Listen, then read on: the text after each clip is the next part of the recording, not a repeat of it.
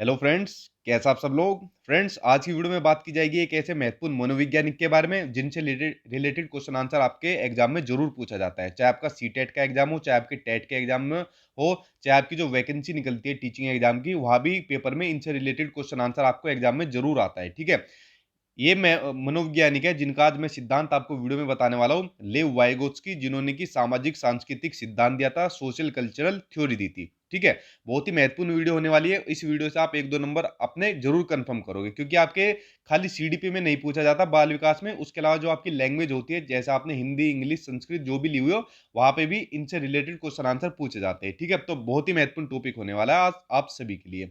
साथ ही एक चीज आपको बता दूं, ये आज आपका टॉपिक फिफ्थ है, पांचवा टॉपिक है। इससे पहले मैं 4 टॉपिक करा चुका हूं, और देखिए जितने भी टॉपिक है मैं हमेशा वही चीज आपको कराता हूं, टॉपिक जो आपके पेपर में पूछे जाते हो। ठीक है, आपका कोई भी पेपर हो, टीचिंग से संबंधित, टेट से संबंधित, सीटेट से संबंधित, सभी टॉपिक को नए सिरे से मैं अपने यूट्यूब चैनल पर करा रहा हूँ। इसलिए चैनल को सब्सक्राइब कर लेना, ताकि जितना भी आपका सिलेबस है, चाहे सीटेट का हो चाहे आपके टेट का हो, वो मैं अपने यूट्यूब चैनल पर आपको इसी तरीके से करा सकूँ। ठीक है, इसलिए उसको चैनल को सब्सक्राइब कर लेना, क्योंकि हमेशा वही चीज करानी चाहिए जो आपके एग्जाम में आती हो। ठीक है, बाकी के 4 टॉपिक आप लोग प्ले लिस्ट से जाके देख सकते हो। देखिए, ये रहे आपके लेव वाइगोत्स्की। अब इनके बारे में देखते हैं, पढ़ते हैं इनके बारे में। लेव वाइगोत्स्की एक रूसी मनोवैज्ञानिक थे। पहला क्वेश्चन आपका ये बन गया, ये आपके टेट के एग्जाम में तो बहुत बार पूछा गया है। ठीक है, जैसे आपके यूपी टेट वगैरह हुए कि लेव वाइगोत्स्की किस देश के निवासी थे, तो वो थे रूस के आपके मनोवैज्ञानिक थे। ठीक है, आगे देखते हैं। जिन्होंने सामाजिक सांस्कृतिक सिद्धांत का प्रतिपादन किया था, ये क्वेश्चन बहुत बार आपका पूछा गया है, चाहे आपका सीटेट हो चाहे टेट के एग्जाम हो, कि सामाजिक सांस्कृतिक सिद्धांत यानी सोशल कल्चरल थ्योरी ये किसने दी थी, तो ये दी थी आपके लेव वाइगोत्स्की ने। ठीक है, आगे देखते हैं सिद्धांत के अंदर क्या क्या बातें दी गई है। यह सिद्धांत बताता है कि बच्चा अपने समाज और संस्कृति से अंत्यक्रिया यानी उनसे इंटरेक्शन करके सीखता है। देखो, चाहे आप लोग हो, जो लोग वीडियो देख रहे हो, चाहे मैं हूं, हमने जो भी चीज सीखी है अपने समाज से इंटरेक्ट करके सीखी है ना, चाहे अपनी भाषा सीखो या कोई और भी एक्स वाई जेड चीजें सीखी हो, तो अपने समाज से अंतरक्रिया करके हम लोग सीख गए। यानी सामाजिक अंतरक्रिया के बाद क्या हुआ, हम लोगों का विकास हुआ। इस पॉइंट को ध्यान से सुनना।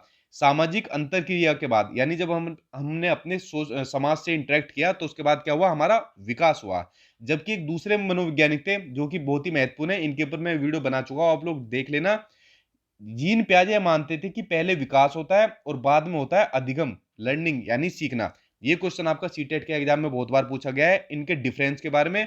जीन पियाजे मानते थे पहले विकास होगा और बाद में लर्निंग होगी, और आपके जो वाइगोत्स्की मानते थे पहले लर्निंग होगी यानी अधिगम होगा, उसके बाद क्या होगा, विकास होगा यानी डेवलपमेंट होगा। और जो लर्निंग होगी, अधिगम होगा, वो किससे होगा, समाज से, यानी सामाजिक अंतर्क्रिया के बाद क्या होगा, विकास होगा। ठीक है, इस पॉइंट को जरा ध्यान से सुनना, क्योंकि बहुत ही अच्छा पॉइंट है और आपके एग्जाम में कई बार पूछा गया है। ठीक है, तो दोनों में डिफरेंस समझ लिया। अब देखते हैं वाइगोत्स्की से संबंधित महत्वपूर्ण कंसेप्ट जो आपके एग्जाम में पूछे जाते हैं।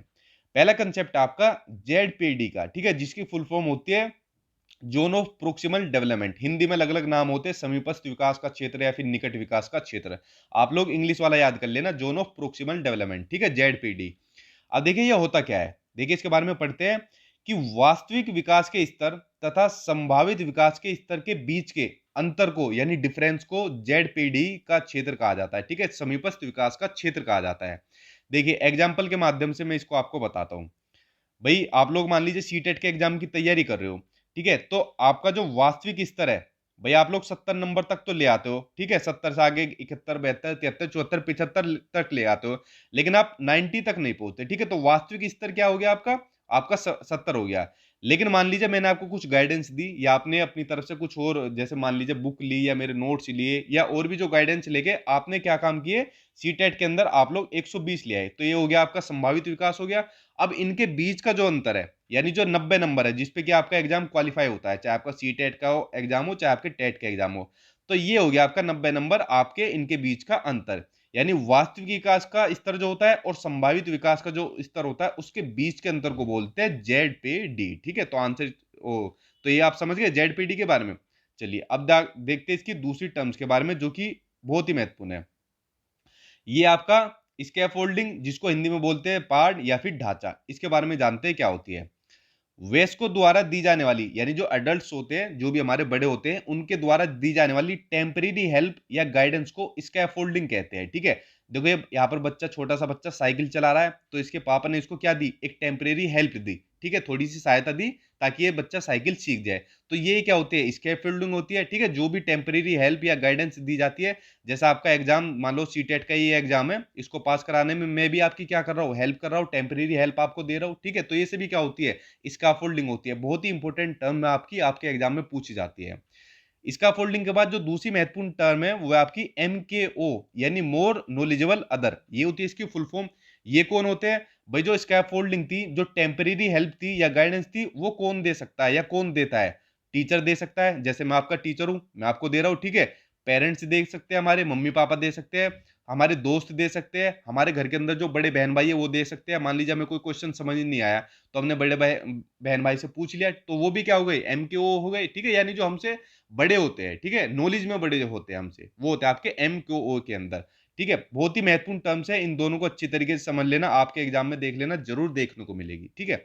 आगे देखते हैं वो महत्वपूर्ण क्वेश्चन आंसर जो आपके सीटेट और आपके टेट एग्जाम में बार बार पूछे जाते हैं, ठीक है।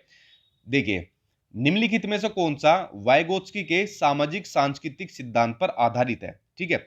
तो देखिए, सामाजिक सांस्कृतिक सिद्धांत पर आधारित है आपकी पारस्परिक शिक्षण, यानी रेसिप्रोकल टीचिंग, यानी जब एक दूसरे से इंटरेक्ट करके सीखते हैं, तो इसके बेस पर कौन सा आधारित है, पारस्परिक शिक्षण। आंसर इसमें आपका सही हो जाएगा, सेकंड सही हो जाएगा, ठीक है। अगला क्वेश्चन देखते हैं, और देखिए ये क्वेश्चन आपके सभी एग्जाम में पूछे गए हैं, जितने भी आपके टीचिंग के एग्जाम होते हैं। अगला क्वेश्चन आपका, वाइगोत्स्की बच्चे के सीखने में निम्नलिखित में से किस कारक की महत्वपूर्ण भूमिका पर बल देते हैं, वो आपको बताना है। और देखिए एक चीज आप ध्यान रख लीजिए, जब भी वाइगोत्स्की का जिक्र आएगा, समझ लेना ऑप्शन में आपको समाज समाज या सामाजिक जरूर देखने को मिलेगा, ठीक है। ऑप्शन लगा देना बिल्कुल, क्योंकि ये दोनों चीजें आपको एक साथ देखने को जरूर मिलेगी, जहां समाज देखने को मिलेगा वहां आपको वाइगोत्स्की देखने को मिलेंगे, ठीक है। तो जो महत्वपूर्ण फैक्टर है वो क्या होता है, समाज होता है, सोशल होता है, सोसाइटी होती है, तभी तो बच्चा इंटरेक्ट करके चीजों को सीखता है और उसका विकास होता है। अगला क्वेश्चन देखते हैं, अगला क्वेश्चन आपका, वाइगोत्स्की के अनुसार बच्चे सीखते हैं, कैसे सीखते हैं, तो देखिए बच्चे कैसे सीखते हैं, किसके अकॉर्डिंग, वाइगोत्स्की के अकॉर्डिंग, वयस्कों और समवयस्कों के साथ, ठीक है, यानी जो अडल्ट होते हैं और पियर्स होते हैं, यानी हमारे जो सहकर्मी होते हैं, उनके साथ पारस्परिक क्रिया से आपस में इंटरेक्ट करके सीखते हैं। यही बात तो बताई थी वाइगोत्स्की ने, समाज से इंटरेक्ट करके सीखता है, और समाज के अंदर सब आ जाते हैं, एडल्ट्स भी आ जाते हैं, पियर्स भी आ जाते हैं, समवयस्क भी आ जाते हैं, सभी इंक्लूड हो जाते हैं इसके अंदर, ठीक है।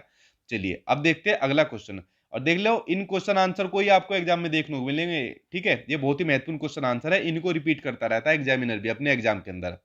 अगला क्वेश्चन आपका, लेव वाइगोत्स्की के अनुसार अधिगम यानी लर्निंग, लर्निंग क्या है, दूसरा ऑप्शन में आपको दिख गया, एक सामाजिक गतिविधि है। मैंने बताया था ना, जहां भी सोशल देखने को मिल जाए, सामाजिक देखने को मिल जाए, आंसर लगा देना, सही हो जाएगा। तो क्या है, एक सामाजिक गतिविधि है, ठीक है। अगला क्वेश्चन देखते हैं, देखिए ये क्वेश्चन आपके आपकी भाषा में पूछा गया है, ऊपर के सभी क्वेश्चन आपके बाल विकास सीडीपी में पूछे गए थे, ये क्वेश्चन आपकी भाषा में पूछा गया है, जैसा आपका हिंदी इंग्लिश संस्कृत हो गई। क्वेश्चन क्या है कि बच्चे के भाषाई विकास में, ठीक है, समाज की महत्वपूर्ण भूमिका होती है, किसकी महत्वपूर्ण भूमिका होती है, समाज की। तो जब भी आ जाए समाज की महत्वपूर्ण भूमिका, समझ जाना किस मनोवैज्ञानिक ने कहा था कि बच्चे के भाषाई विकास में या उसके विकास में सबसे ज्यादा महत्वपूर्ण भूमिका किसकी होती है, समाज की। तो समझ लेना उन भाई साहब का एक ही नाम है, वो आपके लेव वाइगोत्स्की। आंसर सही हो जाएगा इसमें आपका, 4 सही हो जाएगा। तो फ्रेंड्स जितने भी क्वेश्चन आंसर थे जो आज तक आपके सीटेट या आपके टेट के एग्जाम में पूछे थे, सभी इंक्लूड कर दिए मैंने, और आपको कंसेप्ट भी बता दिया है। आई होप आपको समझ भी आ गया होगा। इससे अगले टॉपिक के साथ जल्दी आपके साथ मिलेंगे, ठीक है। इसलिए चैनल को सब्सक्राइब कर लेना, ताकि अगला टॉपिक भी आपको जरूर मिल जाए, और जितने भी टॉपिक करा रहा हूं इन्हीं में से आपको अपने एग्जाम में देखने को मिलेगा, ठीक है। इसलिए इन टॉपिक को, पूरे सिलेबस को मेरे यूट्यूब चैनल पर आप लोग देखते रहना। Thank you.